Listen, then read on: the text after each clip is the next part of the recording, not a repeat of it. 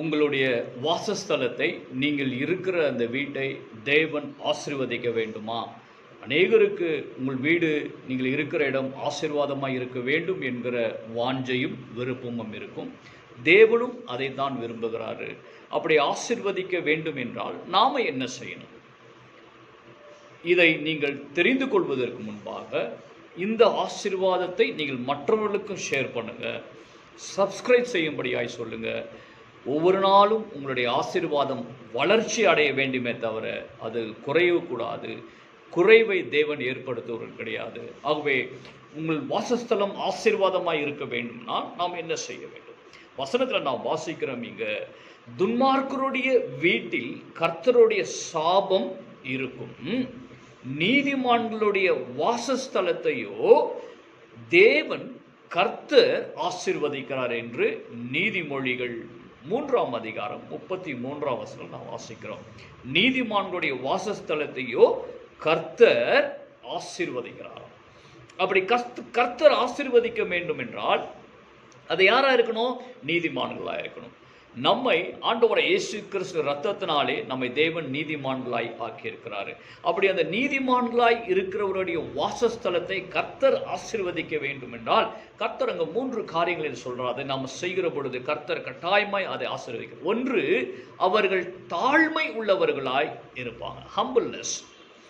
இரண்டாவது நாம் பார்க்கிறோம், அவர்கள் பொறாமைப்படுவது கிடையாது. அதாவது துன்மார்க்கனுடைய காரியத்தை பார்த்து, அவன் செய்கிற காரியங்களை பார்த்து அவன் மேன்மை அடைகிற போல் அதை குறித்து அவர்கள் பொறாமை அடைகிறவர்கள் கிடையாது.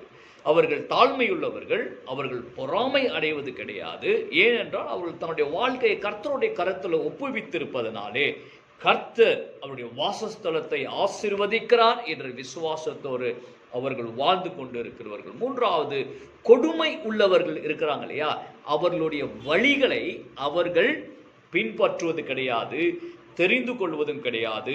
அது என்ன நடக்கிறது என்ற எண்ணமும் அவர்களுக்குள்ளே ஏற்படக்கூடாது. இது மிக முக்கியமான 3 காரியங்கள். உங்கள் வாசஸ்தலம் ஆசீர்வதிக்கப்பட வேண்டும் என்றால், நீங்கள் தங்கியிருக்கிற வீடு ஆசீர்வாதமாக இருக்க வேண்டும் என்றால், உங்களுடைய குடும்பங்களும் உங்களுடைய பிள்ளைகளும் ஆசீர்வாதமாக இருக்க வேண்டும் என்றால் கர்த்தர் சொல்றாரு, நீதிமான்களுடைய வீட்டை ஆசீர்வதிப்பேன் என்று கர்த்தர் சொல்லுகிறாரு. அதற்கு 3 காரியங்களை நாம் கடைபிடிக்க வேண்டும். சுலபமான காரியம்தான். நாம் தாழ்மை உள்ளவர்களாய் இருக்க வேண்டும். இரண்டாவது காரியம், நாம் இங்கே நான் சொன்னது போல அவங்களுடைய வாழ்க்கையிலே பொறாமை நாம் யாரை குறித்து நாம் படக்கூடாது. மூன்றாவது, துன்மார்க்கர் அல்லது கொடுமை உள்ளவருடைய அவனுடைய வழிகள், அவனுடைய லைஃப் ஸ்டைல், அவனுடைய எண்ணங்களை குறித்து நாம் யோசனை செய்யவோ அதை குறித்து நாம் தெரிந்து கொள்ள வேண்டும் என்ற எண்ணமோ இருக்கக்கூடாது. கர்த்தர் கட்டாயமாய் உங்களையும் உங்களுடைய வாசஸ்தலத்தின் ஆசீர்வதிக்கிறார். இன்றைக்கே இப்பொழுதே கர்த்தர் உங்களை ஆசீர்வதிக்க வேண்டுமா? ஆண்டவரே, நான் பொறாமை கொள்வதில்லப்பா, நான் தாழ்மையாக இருக்கிறேன், என்னை நேர் வழி நடத்துகின்ற நீங்கள் செபிக்கிற பொழுது கர்த்தர் உங்கள் வாசஸ்தலத்தை கட்டாயமாய் ஆசீர்வதிக்கிறார். God bless you. ஆமென்.